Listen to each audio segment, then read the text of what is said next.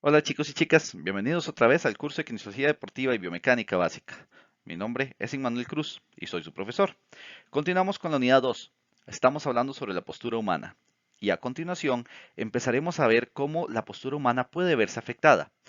Para este momento hablaremos sobre lo que son las alteraciones morfofuncionales del tren inferior. Primero, vamos a entender que las alteraciones morfofuncionales devienen de vicios posturales, es decir, formas o actitudes que adoptamos en nuestra postura que pueden afectar nuestra salud, pero que consideramos normales para nuestro cuerpo y la mayoría de las veces ni siquiera somos conscientes de ello. Por lo tanto, son elementos que tenemos que atender idealmente con un profesional. En este caso, para eso nos estamos formando. Iremos de abajo hacia arriba. La primera estructura que podamos analizar a nivel morfofuncional serán los pies. Empezaremos por determinar que hay varios tipos de pies. Vamos a empezar a explicarlos. De derecha hacia izquierda, empezaremos hablando del pie cuadrado.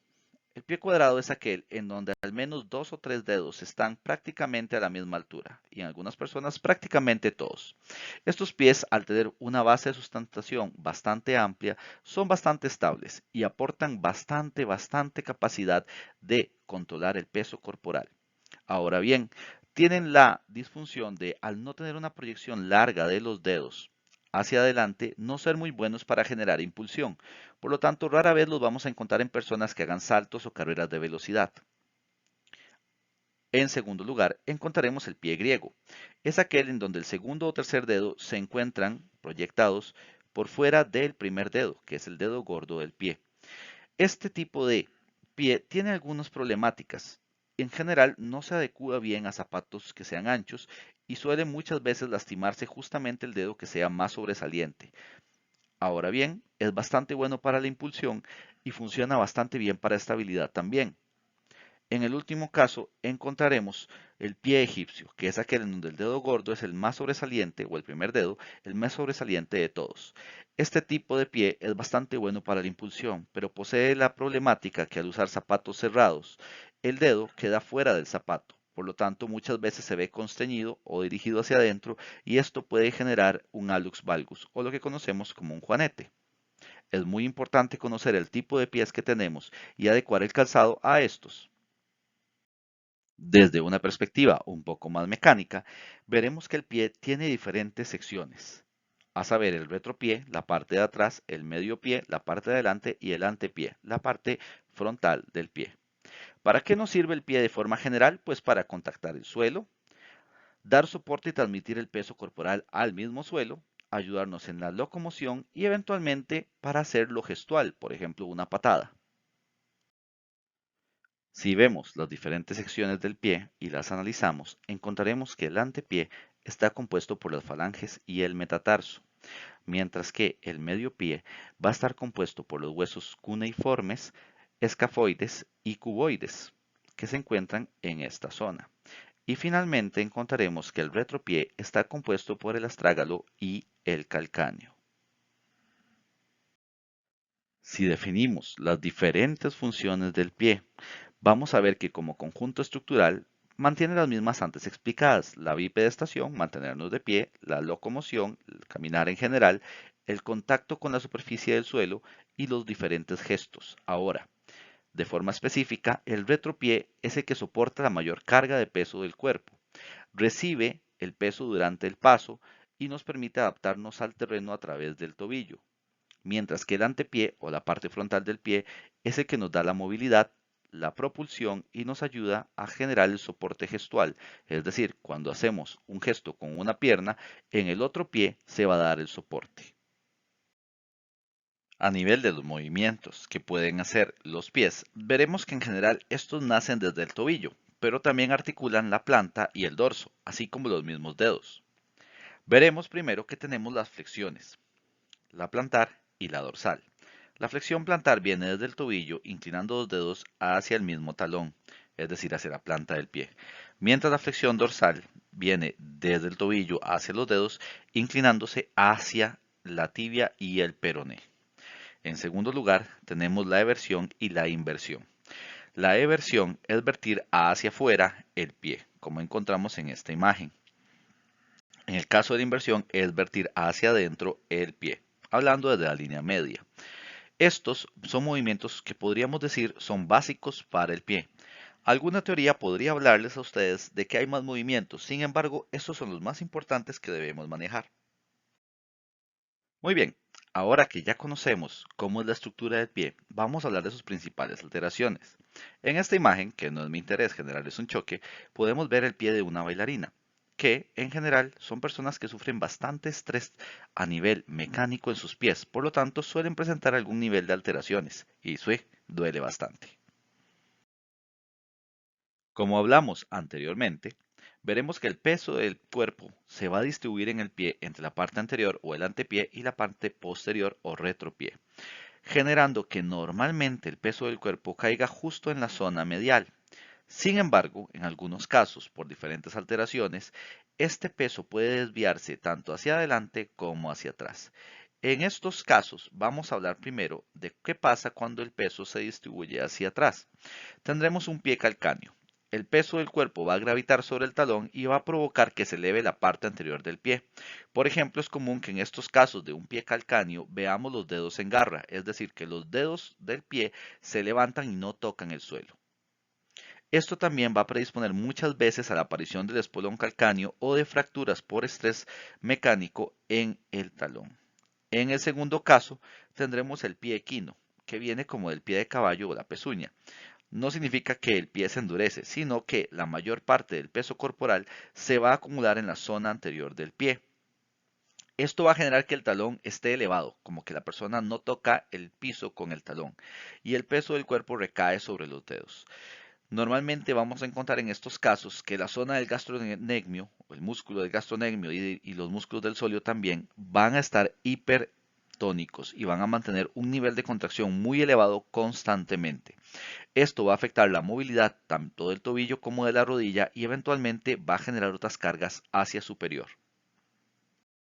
En el caso de la distribución del peso hacia los lados, vamos a encontrar acá en la imagen del centro un normopié, un pie que no presenta un desbalance hacia ninguno de los lados. Ahora bien, vamos a determinar que hay dos casos, el varo o pie inversor. En este caso, el varo o pie inversor es aquel en el que el peso se distribuye sobre el borde externo y lo encontramos en la imagen de la izquierda. Como podemos ver, en la parte del borde externo se apoya la mayor parte del peso corporal y en el borde interno más bien el arco se levanta, generando que el tendón calcáneo o tendón de Aquiles dibuje una especie de flecha hacia afuera. Ahora bien, en el segundo caso tenemos el valgo o pie eversor. Es el pie que tiende a vertirse hacia afuera. Esto genera que el peso recaiga en el borde interno, en esta zona de acá, anulando el arco plantar. Por lo tanto, es muy común en personas con el pie plano. Esto va a ir acompañado con una reacción en el tendón calcáneo que va a formar una flecha hacia adentro y esto normalmente se va a ver acompañado con la rodilla que también va a alterar su función. En estas imágenes de las unas impresiones de presión de diferentes pies, vemos en el centro un normopié, un pie que se comporta de forma normal, donde todos los dedos generan presión y vemos que en la mayor oscuridad, mayor presión, pero está distribuida de forma equitativa a lo largo del pie. En el caso que encontramos a la izquierda, vemos un pie que claramente es eversor. Por lo tanto, la mayor parte del peso se encuentra en la zona interna. Y además, aparentemente, este pie también es equino, porque notamos que hay peso en el dedo gordo y en la parte anterior, pero en la zona del talón casi no se ve que haya una distribución del peso. En el caso que encontramos completamente a la derecha, vamos a encontrar un pie que por el contrario es cabo, es un pie, el extremo de lo que llamaríamos un pie inversor, donde la mayor parte del peso se va a encontrar distribuida en la zona externa, del borde externo. Inclusive el arco plantar desaparece, debería estar justo en esta zona. Ahora bien, también este pie casualmente es de tipo equino. Vemos que la mayor parte del peso está en la parte frontal y en la parte posterior no se desarrolla. Más adelante en prácticas podremos hacer ejemplos sobre esto. Otros ejemplos de alteraciones morfofuncionales del pie los vamos a encontrar en estas imágenes. Vemos el pie cabo, que como hablamos anteriormente es uno en donde el arco plantar es tan marcado porque el pie es inversor que no se logra contactar completamente toda la planta del pie, el suelo, como normalmente debería darse. Ahora bien, el caso opuesto es el plano. El pie plano es aquel en donde desaparece el arco plantar, que aquí tenemos una imagen. Esto normalmente debido al debilitamiento de los ligamentos y músculos plantares. Finalmente encontraremos el hallux valgus o el juanete. Es una desalineación del dedo gordo del pie desde una perspectiva anterior. Esto, por ejemplo, se da en el caso del que habíamos comentado anteriormente de los pies de tipo egipcio, en los cuales el calzado tiende a presionar el dedo hacia adentro. O también en las personas que practican la danza o la gimnasia en algunas ocasiones, podría darse debido a la cantidad de tiempo que pasan apoyados sobre el metatarso, presionando los dedos y en este caso desviando el dedo gordo. Como ya les mencioné, muchas veces el tipo de pie va a tener un gran nivel de influencia sobre esto, así como el cuidado que tengamos sobre los mismos. Muy bien, si analizamos el pie desde la perspectiva de la marcha, notaremos que este va a tener fases de contacto, como también va a tener fases de impulsión y de despegue. El contacto es cuando tocamos el suelo, la impulsión es cuando empezamos a mover el cuerpo a partir de ese eje y finalmente el despegue es cuando el pie no está en contacto con el suelo. En general, durante la fase del despegue y del contacto, el pie va a estar en lo que vamos a llamar una eversión. Eversión. Mientras que en el caso de la impulsión principalmente y la primera fase del despegue, vamos a encontrar que el pie llega a generar una leve inversión. En general esto va a tener a generar una alternancia entre la estabilidad, el amortiguar y generar una palanca para la impulsión. Más adelante también estaremos haciendo pruebas para analizar la marcha. Como se les mencionaba anteriormente, durante la fase de la marcha del cuerpo humano, normalmente el peso se va a distribuir de la zona externa del talón hacia la zona interna del metatarso y la carga de la línea de gravedad debería salir justo en medio del primer y el segundo dedo. Sin embargo, esto puede verse afectado dependiendo del tipo de pie, como veremos a continuación. Como mencionábamos justamente, en un pie neutro iría desde el talón hacia la zona interna entre los dedos. En un pie supinador veremos que la carga mecánica irá hacia la zona externa para intentar volver a ir hacia la zona de los dedos, mientras que en un pie pronador tenderá a ir hacia el centro para volver a ir hacia la zona medial o interna entre los dedos. Esto puede afectar mucho la carga mecánica y generar dolor en los pies, por lo cual la elección de calzado es un elemento muy importante de siempre considerar. En términos del calzado, veremos que hay 5 elementos fundamentales para la elección del mismo. Primero, la funcionalidad. En este caso, hablamos de que sea capaz a través de la lengüeta y los cordones de sostener bien el pie. En segundo lugar, el mantenimiento, es decir, que tenga estructuras que soporten adecuadamente el talón y el tobillo para que el pie no baile o no se mueva dentro del zapato. En tercer lugar, la comodidad, que tenga pieles, forros o estructuras que ayuden a la transpiración y que también hagan que la piel se sienta cómoda y no haya daños por fricción. En cuarto lugar, la seguridad. Hablamos de que es importante que un calzado cómodo tenga suelas flexibles y que sean antideslizantes. En último lugar, encontramos el tamaño del calzado. En este caso es importante que el ancho se ajuste adecuadamente antes que el largo. En el caso del largo, que también es importante, siempre se debe dar espacio a los dedos para que puedan moverse libremente dentro del calzado. Finalmente, para recordar, a nivel del pie encontramos algunos puntos de referencia importantes. La protuberancia de los malleolos, la protuberancia escafoides que se encuentra a nivel del metatarso en la zona interna, las epífisis distales del primer y del quinto dedo, así como las epífisis distales de las falanges distales de cada uno de los 5 dedos, y finalmente el hueso calcáneo del talón. Los músculos que activan y tienen que ver con el pie directamente y sus movimientos van a ser el tríceps sural, compuesto por el gastrocnemio y los óleos, así como los peroneales laterales largos, el tibial anterior, los flexores de los dedos, los músculos interocios, los músculos plantares y el abductor del hallux o el abductor del primer dedo. Todos estos músculos nos van a ayudar a generar todas estas diferentes mecánicas de movimiento y pueden fortalecerse si se entienden sus diferentes acciones mecánicas. Continuando a un nivel superior, hablaremos de las rodillas. A nivel de las rodillas vamos a encontrar cuatro posibles alteraciones. El primero es el genovalgo, que encontramos justamente a la derecha. Consiste en la falta de alineación de las piernas y pies, porque al pararse las rodillas pueden encontrarse unidas, pero los tobillos no, generando que se dibuje más o menos una X. Esta es una alteración que tiene que ver con la distribución de las fuerzas musculares, en donde los músculos internos son muy fuertes y se da una rotación interna, mientras los músculos externos son muy débiles y no logran equilibrar la situación. Es más común en mujeres, debido a que tienen la cadera anatómica u ósea más ancha que los hombres en comparación. Sin embargo, también está presente en los hombres. Ahora bien, el caso opuesto es lo que conocemos como el geno varo, que es el que encontramos acá a la izquierda. En el caso del geno varo, vamos a ver que, al contrario del geno valgo, mientras los tobillos sí se unen, las rodillas no pueden hacerlo. Esto se da porque hay una rotación hacia externo del fémur, debido a que los músculos externos son bastante fuertes, pero los músculos internos, en este caso aductores y rotadores internos, no se han desarrollado de forma equilibrada. También es común en personas que durante su infancia utilizaron andaderas. El otro caso es el geno recurvatum o geno recovarum. Desde una vista lateral, la persona normalmente va a mantener un cierto nivel de flexión de las rodillas.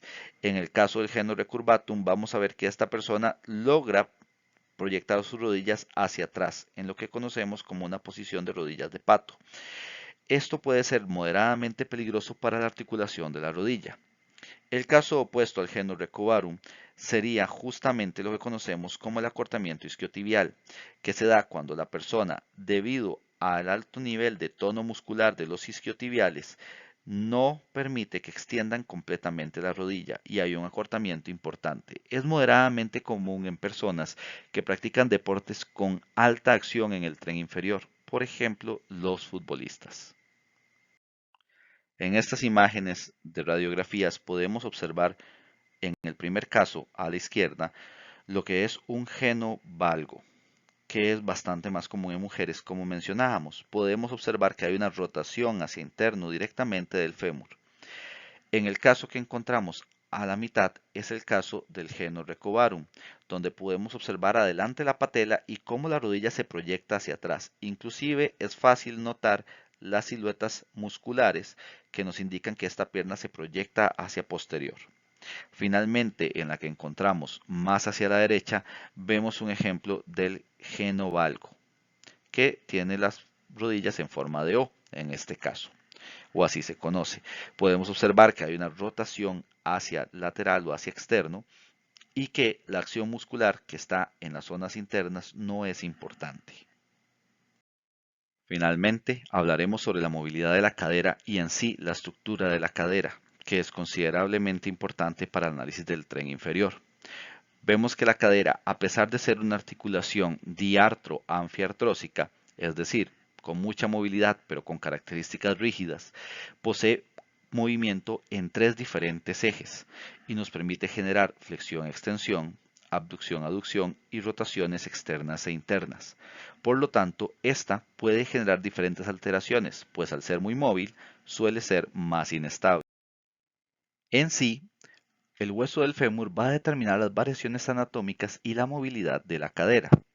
En el caso de que la cadera presente un ángulo entre el cuerpo del fémur y el cuello anatómico del mismo de 140 a 115 grados, en promedio 125 grados, vamos a encontrar una normocadera o un normocoxis. Ahora bien, en el caso de un varo de coxis o un varo de cadera, veremos que el ángulo es menor a los 115 grados. Esto obligará a una rotación externa del mismo fémur y va a debilitar la estructura de la articulación de la cadera. En el segundo caso, si el ángulo es superior a los 140 grados, nos vamos a dar cuenta que tenemos un valgo de cadera. Esto obliga a una rotación interna y por lo tanto debilitará la rodilla por medio de un genovalgo también. En esta imagen podemos ver en A una normocadera. En el caso de B, veremos un valgo que va a obligar la cadera debido a la dirección del cuello anatómico del fémur. Y en el caso de C, veremos el varo de cadera obligado por la misma estructura anatómica. Desde una vista superior, esto va a implicar que la cadera va a inclinarse hacia adelante o hacia atrás en términos del hueso pélvico, ya no de los huesos del fémur. Porque si la cadera es neutra, vamos a encontrar que la inclinación va a ser adecuada. Ahora bien, en el caso de que tengamos un varo, va a haber una anteversión de la cadera, que lo vamos a ver en las siguientes imágenes. Y en el caso de un valgo, veremos una retroversión. Lo tenemos ilustrado. Debido a que en el caso del varo se rota de forma externa el fémur, esto inclina hacia adelante la cadera, proyectando los glúteos hacia atrás. Ahora, en el caso que está más a la derecha, encontramos que si hay una rotación interna del fémur, esto va a proyectar hacia adelante la parte baja de la pelvis y más bien va a ocultar los glúteos, en lo que llamamos síndrome de amnesia de glúteo. En el caso de una normopelvis, pues no se notaría una desalineación importante. Con esta información, chicos y chicas, llegamos al final de la explicación sobre las alteraciones morfofuncionales de la unidad 2 del tren inferior. Espero que le hayamos sacado provecho y que hayamos aprendido algo interesante.